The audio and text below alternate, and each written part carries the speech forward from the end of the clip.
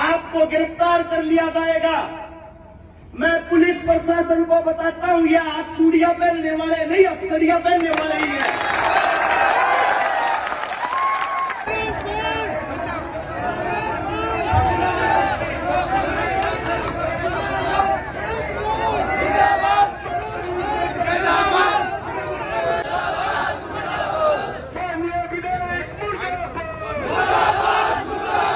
हरे सितारा जिंदाबाद, इनकलाब जिंदाबाद, हरे सितारा जिंदाबाद, समाज सेवी एकता जिंदाबाद। सबसे पहले हरियाणा से आए हरत शिकारा की, जो यहाँ मेरा परिवार बैठा है, अगर मेरी जुबान में बोले आप सभी के चरणों में राम राम, आपकी जुबान में बोले अस्सलाम वालेकुम। अब आप सभी साथियों से एक विनती है, मैं भाषण नहीं देता, मैं हकीकत बताता हूं। उस हकीकत को गौर से सुनना है और सुनने के साथ साथ उस पर अमल करना है। राजस्थान पुलिस की आज चेतावनी थी, अगर आप राजस्थान में आए आपको गिरफ्तार कर लिया जाएगा। मैं पुलिस प्रशासन को बताता हूं, यह आप चूड़ियां पहनने वाले नहीं, हथकड़ियां पहनने वाले ही हैं। दूसरी बात, जो हमारी पुलिस प्रशासन है वो हमारे इन्हीं बुजुर्गों के बेटे, इन्हीं बुजुर्गों के बच्चे हैं।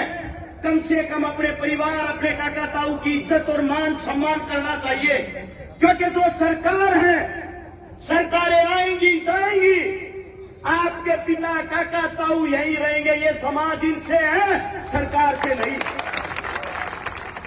राजस्थान की जब राजनीति देखता हूं मुझे हंसी आती है। ऐसा लगता है जैसे जीजा साड़ी का खेल चल रहा।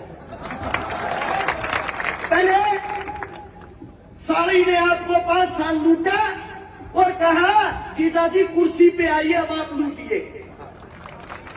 मैं आप सभी साथियों को बता देता हूं, लड़ाई लड़ने से पहले यह पता होना चाहिए लड़ाई जीती कैसे जाती है। क्योंकि आप बार बार कहते हो बात करने के लिए बुला रहे हैं, बाप जी बात करने के लिए बुला रहे हैं। हम जो पट्टे की बात कर रहे हैं, अगर हमें लड़ाई लड़नी आ गई, बाप जी के गले में पट्टा घाल के इस चौक पे हमले करेंगे। वो नहीं है बाप जी, किसी ने बनाया, किसके दम पे बना है? आप लोगों के दम पे। लेकिन मुझे बड़ा दुख है, इस परिवार को अपनी ताकत का अंदाजा नहीं। आप सभी को बता देता हूं, कम से कम अपने बुजुर्गों को याद कर लो, आप लोगों को अपनी ताकत का अंदाजा हो जाएगा। जब शहीद आजम भगत सिंह, चंद्रशेखर, पंडित राम प्रसाद बिस्मिल, अशफाक उल्लाह, जिनका भी जिक्र था, छोटी छोटी बातें बताता हूं। जिस वक्त जनेऊ धारण करे हुए थे चंद्रशेखर, भगवान के नाम लेते थे, भगत सिंह पिस्टल निकाल के खड़ा हो जाता था। कभी पीछे से कोई गोरा लोग मेरे भाई पे पीछे से हमला ना करते। जिस वक्त अशफाक उल्लाह 5 वक्त की नमाज अदा करते थे, पंडित राम प्रसाद बिस्मिल बंदूक तान के खड़ा हो जाता था, मेरे भाई पे हमला हो गया। जब दोनों जेल में एक साथ का कोरी कांड में बंद थे, आप सभी को बता देता हूं, पुलिस प्रशासन गिरफ्तार करने के बाद हलवा नहीं छूट देती है। और उस राम प्रसाद बिस्मिल का 2 वक्त का भगवान का नाम लेने का जब टाइम होता था, उस टाइम उसको जानबूझ के परेशान करती थी पुलिस प्रशासन, गोरे लोगों की, अंग्रेज। उस वक्त अशफाक उल्लाह के खड़ा होकर ये कहता था, मेरे भाई का भगवान को याद करने का टाइम है, इसके नाम का अगर आप लोगों को टॉर्चर करना है, मुझे पीटना है, तो मुझे प्रताड़ित करो, मेरे भाई को नहीं।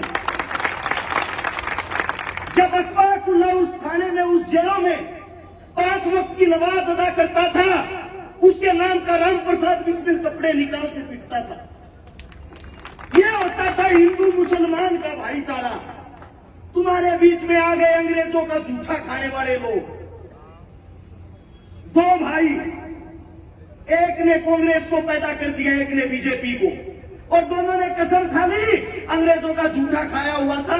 गुरुजी गोरे अंग्रेजों आप चले जाओ, आपके सारे गुण हमने ले लिए, हिंदू मुसलमानों की लड़वा के बैंड बजवाने का काम हम करते रहेंगे। एक वक्त आप लोगों को बताता हूं, आप लोगों के दिल कांप जाएंगे, गारंटी देता हूं। लुधियाना के अंदर जब 1857 की क्रांति हुई, आप सभी साथी गौर से सुनना, आवाज नहीं आनी चाहिए। वहां का एक बहुत बड़ा सूफी संत था जिसका नाम था अब्दुल कादिर लुधियानवी। जो शाह अब्दुल कादिर लुधियानवी था, सबसे पहली लड़ाई उसने छेड़ी, मैं अपने जीते जी कोई मंदिर, कोई मस्जिद, कोई हिंदू, कोई मुसलमान टूटने और मरने नहीं दूंगा। वो जब लड़ाई शुरू हुई, आप सभी साथियों को बता देता हूं, उस वक्त संत साहब की उम्र 66 साल थी। 66 साल में आप लोग बुजुर्ग हो जाते हो। 66 साल की उम्र में बुलावा आता है कि दिल्ली पे कब्जा होने वाला है, आप दिल्ली पे आओ। वहां से चलते हैं, खान साहब लुधियाना से दिल्ली आते हैं, अंग्रेजों के साथ लड़ते हैं। उनकी आंखों के सामने उनकी पत्नी तलवार लेके बुजुर्ग अवस्था में 62 साल की उम्र में अंग्रेजों से लोहा ले ली, और वो हमारी माता जी लड़ते लड़ते दिल्ली के दरबारों के पास शहीद हो जाती है। उस शहीद होने के बाद उसके टुकड़े टुकड़े उसके पति के आगे किए जाते हैं, ताकि इसका पति होश खोकर अंग्रेजों को गिरफ्तारी दे दे। और हमारा वो 66 साल का योद्धा सूफी संत दोनों हाथों से तलवारें चलाते हुए अंग्रेजों को गाजर मूली की तरह काटता है।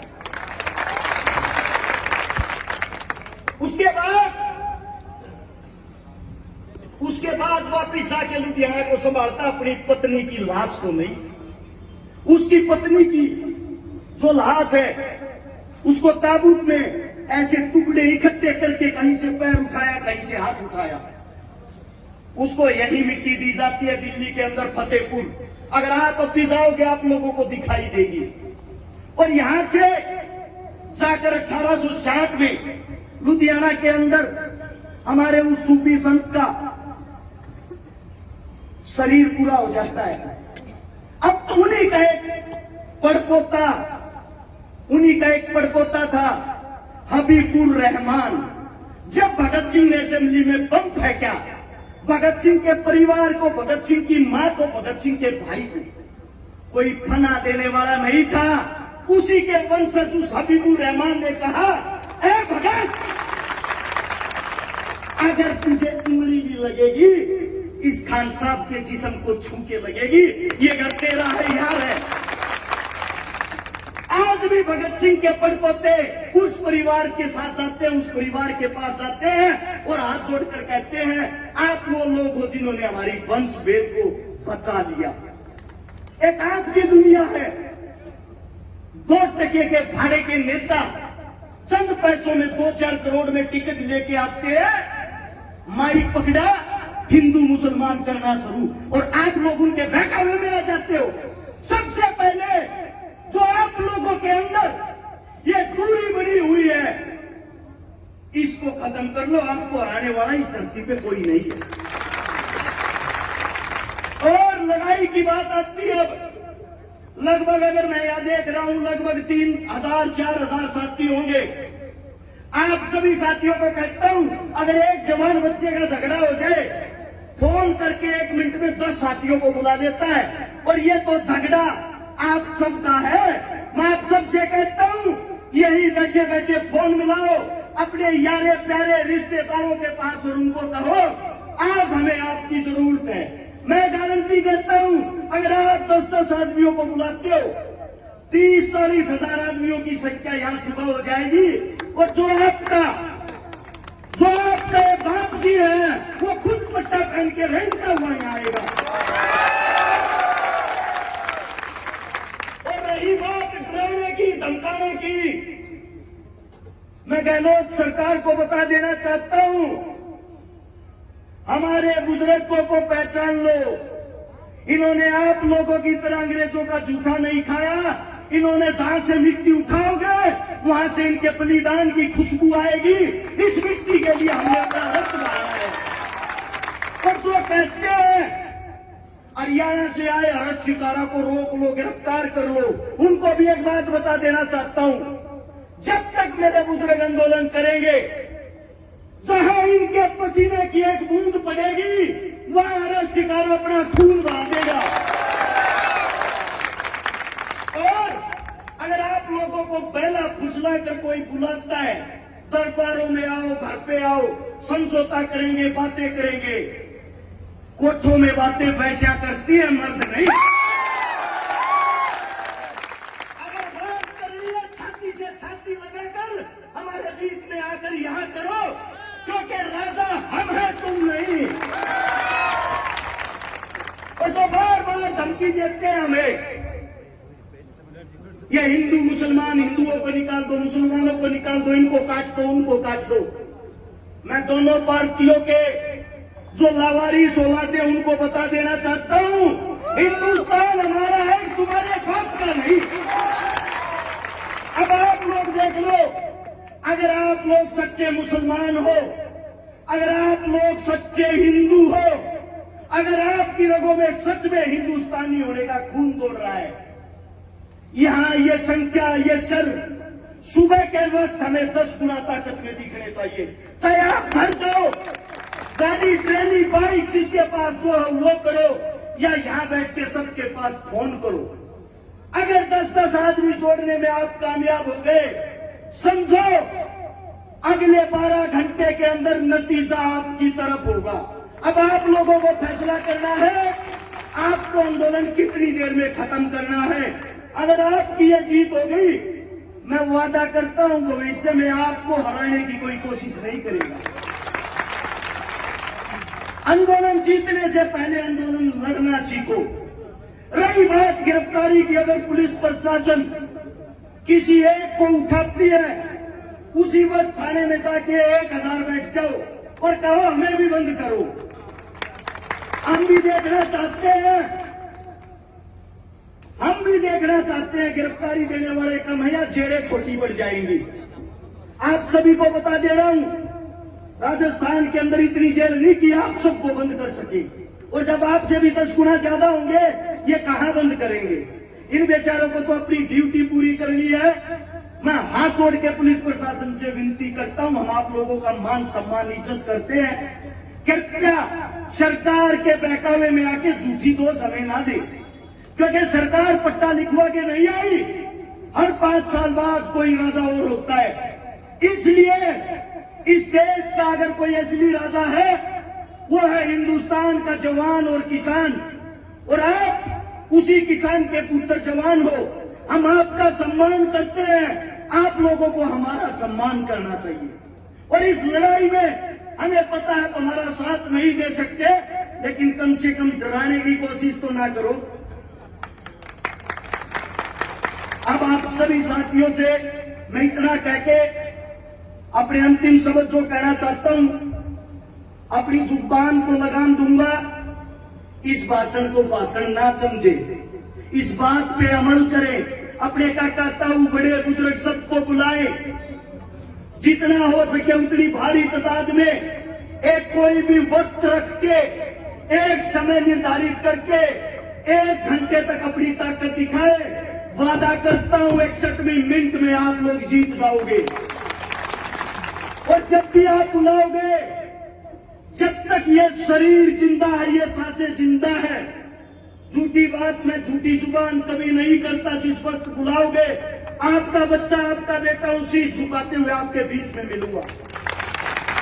आप सभी साथियों ने इतने गौर, इतने प्यार से मेरी बातें सुनी, आप सभी के चरणों में नमस्कार।